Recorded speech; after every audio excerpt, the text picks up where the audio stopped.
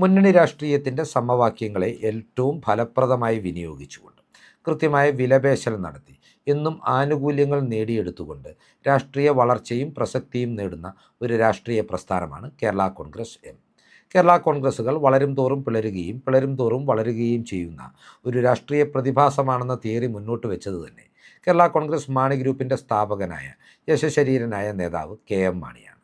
KM മാണിയുടെ അതേ പാതയിൽ തന്നെയാണ് മകൻ ജോസ് കെ മാണിയും ഇപ്പോൾ മുന്നോട്ട് പോകുന്നത്.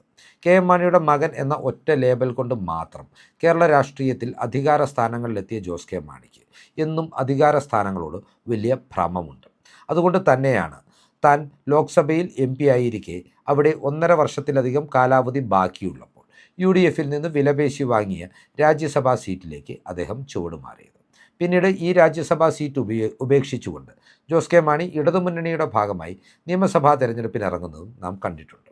നിയമസഭാ തെരഞ്ഞെടുപ്പിൽ പരാജയപ്പെട്ട ജോസ് കെ മാണി താൻ ഉപേക്ഷിച്ച രാജ്യസഭാ സീറ്റിലേക്ക് മടങ്ങുന്നതും പിന്നീട് ആ കാലാവധി തീർന്നപ്പോൾ CPMനോട് വിലപേശി വീണ്ടും ഒരു ടേമിൽ രാജ്യസഭാ സീറ്റ് 2024 നേടിയെടുക്കുന്നതും കേരള രാഷ്ട്രീയം സാക്ഷ്യം വഹിച്ചിട്ടുള്ള കാഴ്ചകളാണ്.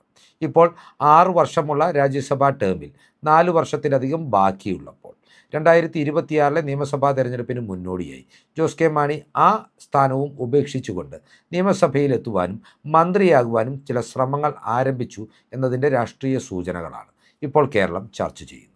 നമുക്കറിയാവുന്നതുപോലെ 2021 സംസ്ഥാന രാഷ്ട്രീയത്തിൽ സജീവമാകുവാനും ഏതു വിധേനയും മന്ത്രിയാകുവാനും മോഹിച്ചാണ് ജോസ് കെ മാണി UDFിൽ നിന്ന് LDFിലേക്ക് ചുവടുമാറിയത്. 2021 LDF ചരിത്രം സൃഷ്ടിച്ചുകൊണ്ട് തുടർഭരണം നേടിയപ്പോഴും ജോസ് കെ മാണിക്ക് അതിന് ഭാഗ്യം ലഭിക്കാതെ പോയത് സ്വന്തം തട്ടകമായ പാലായിൽ അദ്ദേഹം ദയനീയമായി പരാജയപ്പെട്ടതുകൊണ്ടാണ്. ഇപ്പോൾ പുറത്തുവരുന്ന രാഷ്ട്രീയ ട്രെൻഡുകളിൽ നിന്ന് 2026 ഒരു കാരണവശാലും ഇടതുമുന്നണി അധികാരത്തിലേക്ക് തിരികെ എത്തില്ല എന്ന കൃത്യമായ ബോധ്യത്തിൻ്റെ അടിസ്ഥാനത്തിൽ ജോസ് കെ മാണി ഇപ്പോൾ UDFിലേക്ക് മടങ്ങുവാനും UDF രൂപീകരിക്കുന്ന മന്ത്രിസഭയിൽ അംഗമാകുവാനും ആഗ്രഹിക്കുന്നു എന്നതിൻ്റെ കൃത്യമായ രാഷ്ട്രീയ സൂചനകളും തെളിവുകളും ഓരോ ദിവസവും പുറത്തു വരികയാണ്. UDFിലേക്കുള്ള മടക്കത്തിനായി ജോസ് കെ മാണി കത്തോലിക്ക സഭയുടെ മതമേലധ്യക്ഷന്മാരുടെ സഹായമാണ് തേടിയിട്ടുള്ളത്. ഇതിൻ്റെ ഭാഗമായി തന്നെയാണ് കത്തോലിക്ക സഭയിലെ മതമേലധ്യക്ഷന്മാർ സിനഡ് നടക്കുന്ന വേളയിൽ പ്രതിപക്ഷ നേതാവ് VD സതീശനെ സിറോ മലബാർ സഭയുടെ ആസ്ഥാനമായ കാക്കനാട് സെൻറ് തോമസ് മൗണ്ടിലേക്ക് വിളിച്ചു വരുത്തിയതും 1 മണിക്കൂറിലധികം ചർച്ച നടത്തിയത്.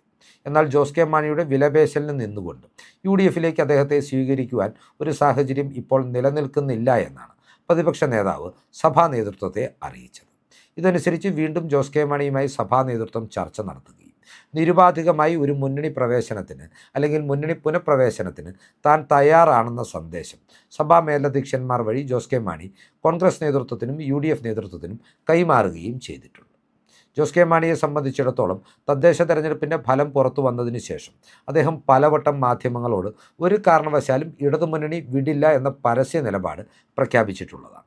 ഇദ്ദേഹത്തിൻ്റെ പിതാവായ KM മാണിയുടെ ചരിത്രം നോക്കിയാലും ഇത്തരം നിലപാടുകൾ പ്രഖ്യാപിച്ചുകൊണ്ടിരിക്കെ തന്നെ തൊട്ടു പിറ്റേന്ന് മുന്നണി മാറ്റം നടത്തിയിട്ടുള്ള ഒരു ചരിത്രം മാണിക്കുണ്ട് എന്നത് നാം ഈ ഘട്ടത്തിൽ മറന്നു പോകരുത്. ജോസ് കെ മാണിയും ഇതേ ശൈലി തന്നെയാണോ അനുവർത്തിക്കുന്നത് എന്ന സംശയം ബലപ്പെടുവാൻ മറ്റു ചില കാരണങ്ങൾ കൂടിയുണ്ട്. തദ്ദേശ തെരഞ്ഞെടുപ്പിൻ്റെ ഫലം പുറത്തു വന്നതിന് ശേഷം ഒരു ഘട്ടത്തിലും ഇടതുമുന്നണിയുടെ വേദികളിലെത്തുവാൻ ജോസ് കെ മാണി തയ്യാറായിട്ടില്ല എന്നതാണ് ഏറ്റവും പ്രധാനം. തദ്ദേശ തെരഞ്ഞെടുപ്പ് അവലോകനം ചെയ്യുവാൻ കൂടിയ ഇടതുമുന്നണി യോഗത്തിലോ പിന്നീട് കേന്ദ്ര സർക്കാരിനെതിരെയുള്ള സമരപരിപാടികൾ ആസൂത്രണം ചെയ്യുവാൻ കൂടിയ ഇടതുമുന്നണി യോഗത്തിലോ ജോസ് കെ മാണി പങ്കെടുക്കാതെ മാറി നിൽക്കുകയായിരുന്നു. എല്ലാത്തിനും ഒടുവിലായി ഇന്ന് ഇടതുമുന്നണിയുടെ നേതൃത്വത്തിൽ കേന്ദ്ര സർക്കാരിനെതിരെ ഒരു സമരം സംഘടിപ്പിച്ചപ്പോഴും ജോസ് കെ മാണി അങ്ങോട്ടേക്ക് എത്തിയില്ല. ഇതിനെല്ലാം പല കാരണങ്ങളും ന്യായീകരണങ്ങളും പാർട്ടി വൃത്തങ്ങൾ നിരത്തുന്നുണ്ടെങ്കിലും ജോസിൻ്റെ നീക്കത്തെ ഇപ്പോൾ CPMും LDFും സംശയദൃഷ്ടിയോടുകൂടിയാണ് നോക്കിക്കാണുന്നത്. ഇതിന് അവരെ പ്രകോപിപ്പിച്ച ഏറ്റവും വലിയ കാര്യമെന്ന് പറയുന്നത് കഴിഞ്ഞ വെള്ളിയാഴ്ച നിയമസഭാ ഹാളിൽ നടന്ന ഒരു പരിപാടിയിൽ നിന്ന് ജോസ് കെ മാണി മനഃപൂർവ്വം വിട്ടുനിന്നതാണ്. കഴിഞ്ഞ വെള്ളിയാഴ്ച കേരള നിയമസഭയിൽ KM മാണി നടത്തിയ ബഡ്ജറ്റ് പ്രസംഗങ്ങൾ ഒരു പുസ്തക രൂപത്തിലാക്കി പ്രകാശനം ചെയ്യുന്ന ഒരു ചടങ്ങുണ്ടായിരുന്നു. ഈ ചടങ്ങിൽ പുസ്തക പ്രകാശനം നടത്തുവാൻ നിശ്ചയിച്ചിരുന്നത് സ്പീക്കർ AN ഷംസീറിനെയും ചടങ്ങിൻ്റെ അധ്യക്ഷ സ്ഥാനത്തേക്ക് നിയോഗിച്ചത് KM മാണിയുടെ മകനും കേരള കോൺഗ്രസ് M ചെയർമാനുമായ ജോസ് കെ മാണിയെയുമായിരുന്നു. എന്നാൽ ജോസ് കെ മാണി ഈ ചടങ്ങിൽ നിന്ന് വിട്ടുനിന്നതോടെയാണ് അദ്ദേഹം ഇടതുവേദികൾ ഉപേക്ഷിക്കുന്നുവെന്നും അതിവേഗം UDFിലേക്ക് ചുവടുമാറാൻ പോകുന്നു എന്നതിൻ്റെയും സൂചനകൾ വളരെ ഗൗരവമായി രാഷ്ട്രീയ വൃത്തങ്ങൾ ചർച്ച ചെയ്തു തുടങ്ങിയത്.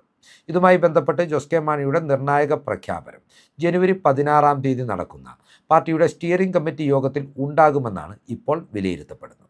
എന്നാൽ ജോസ് കെ മാണിയെ സംബന്ധിച്ചിടത്തോളം UDFിലേക്കുള്ളൊരു തിരിച്ചുപോക്ക് എന്ന് പറയുന്നത് പാർട്ടിയുടെ പിളർപ്പിന് വഴിയൊരുക്കും എന്നതിൻ്റെ സൂചനകളും പുറത്തു വരുന്നുണ്ട്. കേരള കോൺഗ്രസ് മാണി ഗ്രൂപ്പിന് നിലവിലുള്ളത് 5 MLAമാരാണ്. എന്നാൽ അതിൽ 3 പേർ ഇടതുമുന്നണിയിൽ തന്നെ തുടരുവാൻ ആഗ്രഹിക്കുന്നു എന്നാണ് ഇപ്പോൾ പുറത്തുവരുന്ന റിപ്പോർട്ടുകൾ സൂചിപ്പിക്കുന്നത്. നിലവിലുള്ള രാഷ്ട്രീയ സാഹചര്യങ്ങൾ ഇടതുമുന്നണിക്ക് പ്രതികൂലമാണെങ്കിൽ കൂടിയും രാഷ്ട്രീയ ധാർമ്മികത ചൂണ്ടിക്കാട്ടിയാണ് മന്ത്രിയായ റോഷി അഗസ്റ്റിനും കാഞ്ഞിരപ്പള്ളി MLAയും ചീഫ് വിപ്പുമായ N ജയരാജും റാന്നി MLAയായ പ്രമോദ് നാരായണനും ഇടതുമുന്നണി വിടുന്നതിനുള്ള വിസമ്മതം ജോസ് കെ മാണിയെ അറിയിച്ചു കഴിഞ്ഞതെന്നാണ് കേരള കോൺഗ്രസ് വൃത്തങ്ങളിൽ നിന്ന് പുറത്തു വരുന്ന റിപ്പോർട്ടുകൾ സൂചിപ്പിക്കുന്നത്. എന്നാൽ ജോസ് കെ മാണിക്കൊപ്പം അടിയുറച്ചു നിന്നുകൊണ്ട് ഏതു വിധേനയും UDFിലേക്ക് മടങ്ങുവാൻ ആഗ്രഹിക്കുന്ന 2 MLAമാർ ആ പാർട്ടിക്കുള്ളിൽ ഉണ്ട് എന്നതാണ് അദ്ദേഹത്തിനൊരു ആശ്വാസം. ചങ്ങനാശ്ശേരി MLAയായ ജോബ് മൈക്കിളും പൂഞ്ഞാർ MLAയായ സെബാസ്റ്റ്യൻ കുളത്തുങ്കലുമാണ് ഈ ഘട്ടത്തിൽ തന്നെ ഏതു വിധേനയും UDFിലേക്ക് മടങ്ങുവാൻ ജോസ് കെ മാണിക്ക് പിന്തുണയുമായി രംഗത്തുള്ളത്. ജോസ് കെ മാണിയെ സംബന്ധിച്ചിടത്തോളം 2021 നിയമസഭാ തിരഞ്ഞെടുപ്പിൽ എങ്ങനെയെങ്കിലും വിജയിക്കുക, ഒരു മന്ത്രിയാകുക എന്നതാണ് അദ്ദേഹത്തിൻ്റെ രാഷ്ട്രീയമായിട്ടുള്ള ഇപ്പോഴത്തെ പരമപ്രധാനമായിട്ടുള്ള ലക്ഷ്യം. അത് സാക്ഷാത്കരിക്കണമെങ്കിൽ UDF പാളയത്തിൽ അഭയം തേടിയാൽ മാത്രമേ സാധിക്കൂ എന്ന തിരിച്ചറിവായിരിക്കാം അദ്ദേഹത്തെ ഇത്തരമൊരു രാഷ്ട്രീയ നീക്കത്തിന് ഈ ഘട്ടത്തിൽ പ്രേരിപ്പിച്ചിട്ടുള്ളത്. ജോസ് കെ മാണിക്ക് 2026 പാലാ സീറ്റ് വേണമെന്ന നിർബന്ധ ബുദ്ധി അദ്ദേഹം പുലർത്തുന്നില്ല എന്നും കടുത്തുരുത്തി ഉൾപ്പെടെയുള്ള ജോസഫ് ഗ്രൂപ്പിൻ്റെ സീറ്റുകളിൽ തങ്ങൾ അവകാശവാദം ഉന്നയിക്കില്ല എന്നുമുള്ള സൂചനകളാണ് മാണി ഗ്രൂപ്പ് വൃത്തങ്ങളിൽ നിന്ന് പുറത്തു വരുന്നത്. എത്ര MLAമാരെ കൂടെ കൂട്ടിക്കൊണ്ടുവരുന്നോ അവരുടെ സിറ്റിംഗ് സീറ്റുകൾ UDF ഇവർക്ക് മത്സരിക്കുവാനായി വിട്ടു നൽകുക. ജോസ് കെ മാണിക്ക് മലബാർ ബെൽറ്റിൽ ഒരു സുരക്ഷിത സീറ്റ് ലീഗ് ഒരുക്കുന്നത് സ്വീകരിക്കുക. ഇതിനെല്ലാം അപ്പുറമായി UDF സുമനസ്സോടുകൂടി വിട്ടു നൽകുന്ന ഏതാനും സീറ്റുകളിൽ മത്സരിക്കാൻ അവസരമൊരുക്കുക എന്നീ കാര്യങ്ങളാണ് ഈ ഡീലിൻ്റെ ഭാഗമായി ഇപ്പോൾ മുന്നോട്ട് വെക്കപ്പെട്ടിട്ടുള്ളത്. ഇതിൻ്റെ ഭാഗമായി മാണി ഗ്രൂപ്പ് പിളർന്നിട്ടാണ് UDFിലേക്ക് എത്തുന്നതെങ്കിൽ സെബാസ്റ്റ്യൻ കുളത്തുങ്കലിനെയും ജോബ് മൈക്കിളിനെയും മാത്രമേ ജോസ് കെ മാണിക്ക് കൂടെ നിർത്തുവാൻ സാധിക്കുന്നുള്ളൂ എങ്കിൽ പരമാവധി മാണി ഗ്രൂപ്പിന് ലഭിക്കുവാൻ പോകുന്നത് 5 നിയമസഭാ സീറ്റുകളായിരിക്കും എന്ന വിലയിരുത്തലുകളും പുറത്തു വരുന്നുണ്ട്. അങ്ങനെ സംഭവിച്ചാൽ അവരുടെ ഏറ്റവും വലിയ ശക്തി കേന്ദ്രമായ കോട്ടയം ജില്ലയിൽ പോലും 2 സീറ്റുകളിലേക്ക് മാണി ഗ്രൂപ്പ് ചുരുങ്ങേണ്ട സാഹചര്യമാണ് സംജാതമാകുന്നത്. ഏതൊക്കെയാണെങ്കിലും ജോസ് കെ മാണി വിഭാഗത്തിൻ്റെ UDFിലേക്കുള്ള കടന്നുവരവ് കോൺഗ്രസിനുള്ളിൽ വലിയ പൊട്ടിത്തെറികൾ ഉണ്ടാക്കുമെന്ന കാര്യത്തിൽ തർക്കമില്ല. കാരണം ജോസ് കെ മാണിയുടെ അസാന്നിധ്യത്തിലും അവരുടെ ഏറ്റവും വലിയ കോട്ടയെന്ന് അവകാശപ്പെടുന്ന കോട്ടയം, ഇടുക്കി, പത്തനംതിട്ട ജില്ലകളിൽ വലിയ വിജയം നേടുവാൻ UDFിന് സാധിച്ചിരുന്നു. അതിനാൽ തന്നെ അധികാരത്തിൻ്റെ വീതം പെറ്റുവാൻ ജോസും കൂട്ടരും ഈ തിരഞ്ഞെടുപ്പ് അടുത്തു നിൽക്കുന്ന ഘട്ടത്തിൽ തിരികെ എത്തിയാൽ കോൺഗ്രസിൻ്റെയും ലീഗിൻ്റെയും നേതൃത്വം അല്ലെങ്കിൽ UDF നേതൃത്വം അവരെ ഹാർദവമായി സ്വീകരിക്കുന്ന അതേ വികാരത്തോടെ ആവണമെന്നില്ല UDF അണികൾ അവരെ സ്വീകരിക്കുവാൻ പോകുന്നത്. കാരണം കഴിഞ്ഞ മാസം, അതായത് ഡിസംബർ മാസത്തിൽ കേരള കോൺഗ്രസിൻ്റെ പ്രതിനിധികളോട് ഏറ്റവും കരുത്തുറ്റ പോരാട്ടം കാഴ്ചവെച്ചുകൊണ്ടാണ് ഇപ്പോൾ UDFിൻ്റെ പ്രാദേശിക നേതാക്കളും അണികളുമെല്ലാം തദ്ദേശ സ്ഥാപനങ്ങളിൽ അംഗത്വവും അധ്യക്ഷ പദവിയുമെല്ലാം ആസ്വദിക്കുന്നത്. തങ്ങളുടെ ഈ മഹാവിജയത്തിൻ്റെ ശോഭ കെടുത്തിക്കൊണ്ട് അധികാരത്തിൻ്റെ വീതം പറ്റുവാൻ പ്രതിപക്ഷ നിരയിൽ നിന്ന് കേരള കോൺഗ്രസ് നേതാക്കൾ ചെന്നായ്ക്കളെ പോലെ UDFിലേക്ക് മടങ്ങി വരുമ്പോൾ നാണവും മാനവും കെട്ട് തലകുനിച്ച് രാഷ്ട്രീയ ധാർമ്മികതകൾ കാറ്റിൽ പറത്തിക്കൊണ്ട് നേതൃത്വവുമായി സമരസപ്പെട്ട് തിരികെ വരുമ്പോൾ അതിനെ ആത്മാർത്ഥതയോടുകൂടി ഉൾക്കൊള്ളുവാൻ ആത്മാഭിമാനമുള്ള മധ്യ തിരുവിതാംകൂറിലെ UDF അണികൾക്ക് സാധിക്കില്ല എന്നതാണ് രാഷ്ട്രീയ വൃത്തങ്ങളിൽ പൊതുവെ ഉയർന്നു കേൾക്കുന്ന ഒരു സംസാരം. ഈ തിരിച്ചറിവിൻ്റെ കൂടി അടിസ്ഥാനത്തിലാണ് റോഷി അഗസ്റ്റിനും N ജയരാജും പ്രമോദ് നാരായണനും UDF പാളയത്തിലേക്ക് മടങ്ങുവാൻ ആഗ്രഹിക്കാത്തത് എന്നും സൂചനകളുണ്ട്. ഏതൊക്കെയാണെങ്കിലും വരാനിരിക്കുന്ന നിയമസഭാ തെരഞ്ഞെടുപ്പിന് മുന്നോടിയായി UDF അതിൻ്റെ അടിത്തറ വിപുലീകരിക്കുവാൻ നടത്തുന്ന നീക്കങ്ങളിൽ നിർണായകമായ ഒരു സ്ഥാനം ജോസ് കെ മാണിക്ക് ഉണ്ട് എന്ന് തന്നെയാണ് ഈ ഘട്ടത്തിൽ വിലയിരുത്തേണ്ടത്. ഒരുപക്ഷെ ഇടതുമുന്നണി വിടുവാനുള്ള തീരുമാനം ജോസ് കെ മാണി ഈ വരുന്ന വെള്ളിയാഴ്ച, അതായത് ജനുവരി 16-ാം തീയതിയിൽ സ്റ്റിയറിംഗ് കമ്മിറ്റി യോഗത്തിൽ പ്രഖ്യാപിക്കുകയും ചെയ്തു.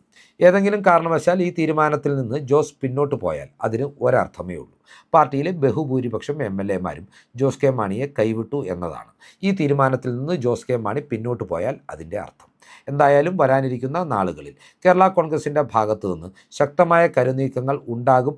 കേരള കോൺഗ്രസ് മാണി ഗ്രൂപ്പ് ഇടതുമുന്നണി വിടും എന്ന് തന്നെയാണ് ഈ ഘട്ടത്തിൽ നമുക്ക് വിലയിരുത്തുവാൻ സാധിക്കുന്നത്. ജോസ് കെ മാണിയുടെ രാഷ്ട്രീയമായിട്ടുള്ള അത്യാഗ്രഹങ്ങൾ കൊണ്ട് മാത്രമായിരിക്കും ഈ മുന്നണി മാറ്റം സംഭവിക്കുന്നത് എന്ന രാഷ്ട്രീയ യാഥാർത്ഥ്യവും നാം തിരിച്ചറിയേണ്ടതുണ്ട്. ഈ രാഷ്ട്രീയ ചിന്തകൾ പ്രേക്ഷകർക്കായി പങ്കുവച്ചുകൊണ്ട് ഈ വീഡിയോ ഇവിടെ അവസാനിപ്പിക്കുകയാണ്. കൂടുതൽ രാഷ്ട്രീയ വാർത്തകൾക്കും വിശകലനങ്ങൾക്കുമായി ഞങ്ങളുടെ ചാനൽ സബ്സ്ക്രൈബ് ചെയ്യുക. നന്ദി.